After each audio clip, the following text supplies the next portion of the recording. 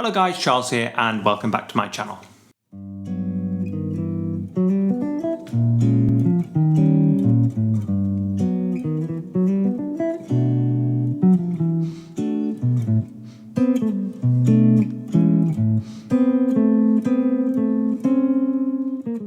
Today we're going to look at the tune by Johnny Green and Edward Heyman called Out of Nowhere. Very important jazz standard, this one. Not much to it, so it won't take us too long, but we're going to do a quick harmonic analysis, make sure we understand the keys that we're coming from, the scales we're using, and how to play the chords. So I'd recommend you get a version of this to hand as we're going through it.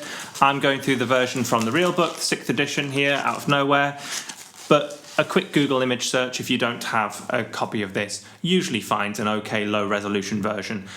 So make sure you've got something to hand. There will be differences between different versions, so if there's something on your copy that's not on mine, then it's just not on mine, that's all it is. So first off, key signature, time signature, and structure. So this piece is in the key of G. Now we know that because there's an F sharp in the lead sheet. We also know that because the first and final chord are G major, which is normally a pretty good telltale sign. Because we've got 1 sharp in the key signature, it's 1 sharp is F sharp because Father Charles goes down and ends battle. It's going to be Father, and we go upper semitone. So F sharp, upper semitone gives us G. Time signature wise, this is written in 4/4. It is swung, so if you're one of those people who likes to think of swing as 12/8, then fine. But this is jazz 4/4 time, so a swung 4/4. And structure wise, I'd actually quite like to hear what you guys think the structure of this is. I'm going to call it A-B-A-C. Some of you might want to call it A-B-A-B. Some of you might even call it A-A. But I'm going to go A-B-A-C because we play the A section. We've then got a first time bar, which I'm going to call B. We play the A section again, and then we've got a second time bar, which is very similar to section B, but slightly different. So I'm going to call it C. So structure-wise, I'm going to say A, B, A, C, but I'd actually quite like to hear down in the comments, you let me know how you would analyse the structure of this tune. So let's get into the chords. So our very first chord, it says on the page here, G major 7. However, if we start to look at the melody to inform our chords, which we're going to be doing throughout this harmonic analysis, we get a slightly different picture. Our melody is D, E, F sharp, A. So D and F sharp are in G major 7, but E and A are not. So E is the 6 or the 13 and A is the 9. So this is really more like, depending on how you want to name this, some would call this a G6-9, but because it's got the major 7 in as well, I'd maybe call this a G major 13. Either way doesn't really matter, but we kind of in our voicing want to include the 6 and the 9. So we could use a 6-9 voicing like this. I could put the F sharp on the top there as well. So I'd say it's more like a major 13 chord we want for this.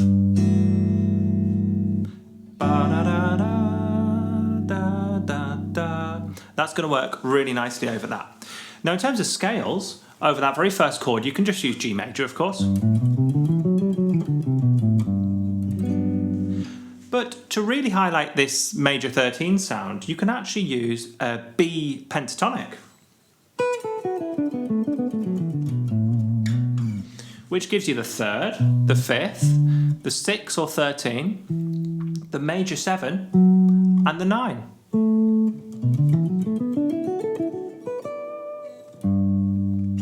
All sits nicely over a G. I'll try and sing a G. G.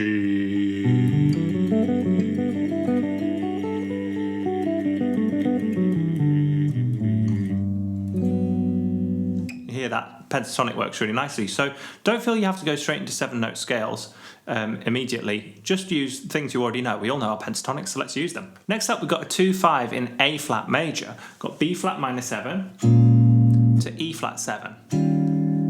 Now this very much comes out of nowhere, no pun intended. This is a 2-5 out of nowhere. We never actually get the 1, it doesn't resolve to the 1, but you see this in a lot of tunes where you just get a random 2-5, and it's quite hard to harmonically analyse where that specifically came from. So again, let me know what your explanation for this is. In terms of classical theory, would say that this is an augmented 6th chord, but it doesn't quite function as an augmented 6th chord. So 2-5 out of nowhere is fine. So because this is a 2-5 in A flat major, we could use A flat major. And looking at the melody here, we've got an F natural, which is an unaltered 9th, okay, on the E flat. So we've got B flat minor 7 with F at the top, and then an E flat 7 with F at the top, which is E flat 9. Now usually, if we're wanting to use lots of altered stuff, it would be the 9 is like the dead giveaway that we're ready to go, either a flat 9 or a sharp 9 with altered stuff. Well, we've got a natural 9 here, so actually it's just going to be more Mixolydian sounds on that E flat. So basically just stick to A flat major and you'll be absolutely fine. So far we've got G major 7, which we're playing as a major 6-9.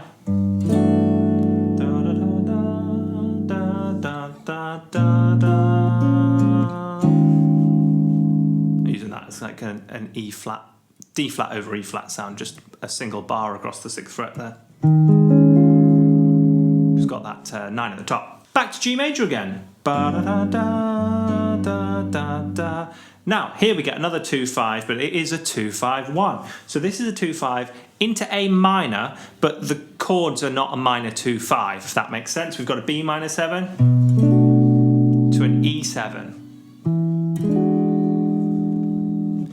Now again, if we look at the melody note that's written in the real book, it's an F sharp. So an F sharp at the top of a B minor 7 works, and an F sharp at the top of an E7 gives us an E9.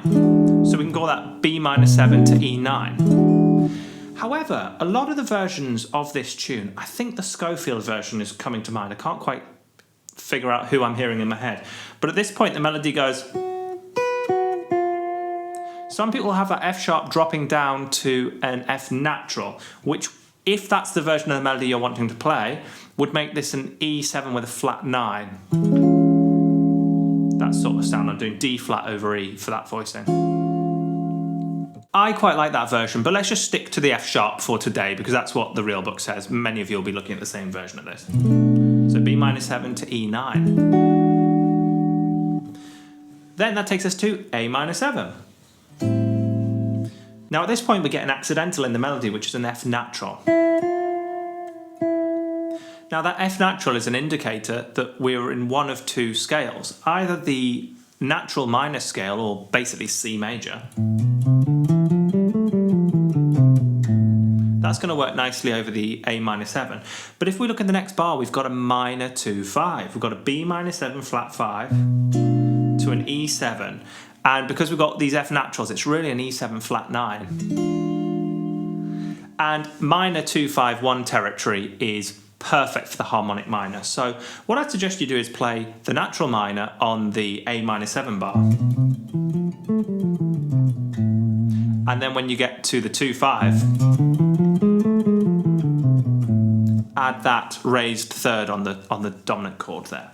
So that's A harmonic minor. So harmony-wise, again, we'd be playing A minor 7, B minor 7 flat 5 to E7 with a flat 9 of some sort. Again, I like to play like a D flat or C sharp over E, which is like starting on the A string 7-6-6-6. I think that's just a beautiful chord. That's got a C sharp in it, which is kind of like the major third of the A minor, which technically doesn't work. But I like it, so it works. I think that sounds good to me. Then we've got A minor 7 with a B in the melody. We're looking at bar 11 here. Bar 11, A minor 7 with a B in the melody, which is the 9th. And that descends down to an A. So it's an A minor 9, going to an A minor 7. Next up, the chart says E flat 7, which is we've already played. But the melody says E flat 7 with a sharp 11, because we've got B flat A G, which is the 5th of E flat, A, which is the sharp 11, and G, which is the 3rd. So we've got the 5th and the sharp 11. That's how you can tell whether something's a flat 5 or a sharp 11 is, well, do you have the 5 in there as well? If you flatten the 5, it means the 5's no longer natural. In this case, we've got the natural 5 here, which is a B flat, and we've got the enharmonic equivalent of a flattened 5, which means that it can't be a 5. We've already got a 5, so it has to be a raised 4. Now, scale-wise, when you see that 7 sharp 11, which we get, I mean, the classic examples in Stella, we get 7 sharp 11 on the A flat. It comes from the melodic minor. So already we've used all three scales that I've been saying since I started this series of harmonic analysis. You only really need three scales in terms of understanding harmonic analysis. Generally speaking, that's the major scale, the harmonic minor scale, and the melodic minor scale. This one here comes from the melodic minor scale. And the way to figure it out is whatever the dominant chord is, so in this case it's E flat 7, sharp 11. We're going to be playing its 2. So E flat, the 2 before an E flat chord would be a B flat minor. You'd go B flat minor to E flat, which is in fact what we did in bar 3 and 4 of the whole tune. So we're going to play B flat melodic minor.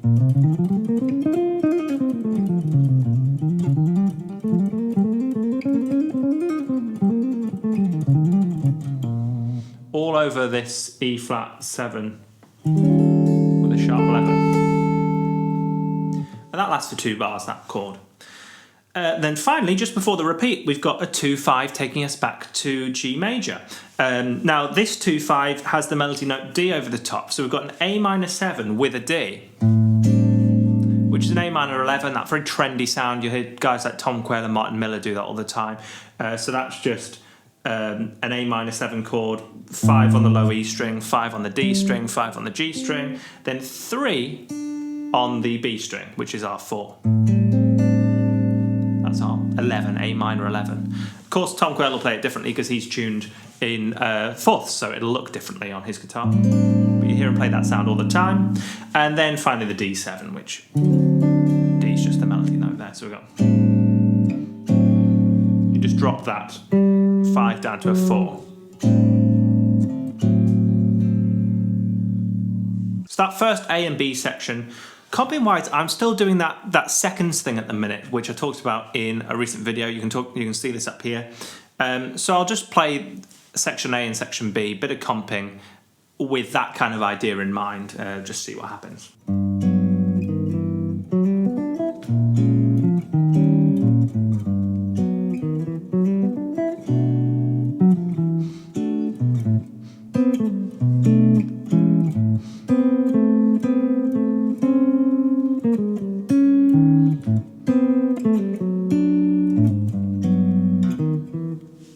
Something like that, probably a bit overkill on the seconds there, but I'd be going along those lines. Now we're almost done, just a couple of things in the last 8 bars. So second time bar here, the first difference is what was bar 11 and bar 12 is now the same in bar 11, it's still an A minor 7 chord, but then we've got an F7 sharp 11. Now the melody note there is a B, which is why it's a sharp 11. So if we take the same rule as before, F7 sharp 11, we think of, well, what would its 2 be? Well, if F7 is 5, 2 would be C. So we can play C melodic minor. Which remember is just a major scale with a flattened third. It doesn't work that way harmonically, it doesn't function that way harmonically, but in terms of actually finding the notes on your instrument, you play C major, but you flatten the third. That's all there is to it. And then finally, the last 4 bars to close out the tune here are basically a 3-6-2-5-1. So the version I'm looking at has a B flat diminished 7, but that could just as well be an E minor 7 or an E minor sharp 9.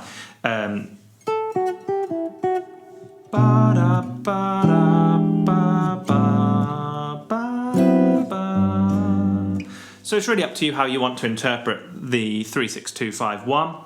Again though, I think there's no accidentals in the melody here. I'd probably just be sticking to G major ideas at this point.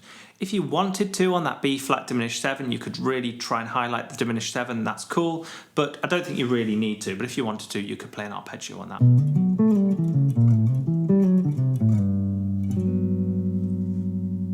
So that's all the scales and key centres there. Now, although it's important that you can do what we've just done together there, going through and looking at the chords and understanding which scales they come from, do remember though that improvising with scales straight away, what we call horizontal improvising, is a really tough thing to do. And so although you now know your scales, you'll be able to play your scales through this tune now, but it's probably not going to sound hugely interesting, and you're not probably going to be using a huge amount of vocabulary. The better way to start is to just outline the notes of the chords first. Can you play through this tune as arpeggios, which I suppose I've just kind of demonstrated there on the last 4 bars. Can you do that? Can you just play through arpeggios? That's 4 notes per chord.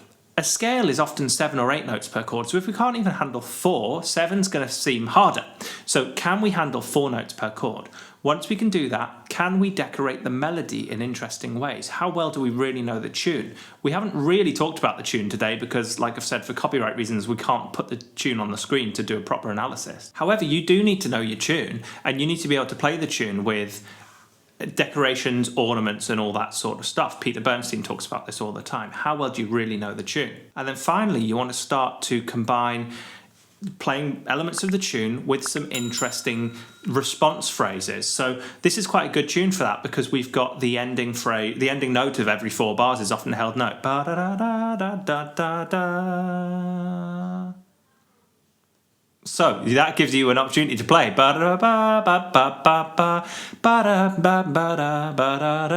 Fill something in those short little breaks. Try and be creative in the time that the melody allows you to be creative. This would be similar to if you were playing with a singer and they were singing this tune. I don't know the lyrics to this song actually, which is daft of me. I should have researched that beforehand. But whatever they sing, the singer will go ba ba ba ba ba ba ba ba. And you need to have a little phrase like that you can just stick in, okay? So that was just using the notes of the chords with a little ornament at the end, what we call an enclosure. So best of luck with this tune, get practicing it. If you did find this video useful, please do take the time to like, share with your friends or on any forums you're a part of. I'd really appreciate any of that support. And of course, subscribe and ding that notification bell. And as always, I hope you're all doing very well, getting plenty of practice in, and I very much look forward to seeing you in the next one. Cheers.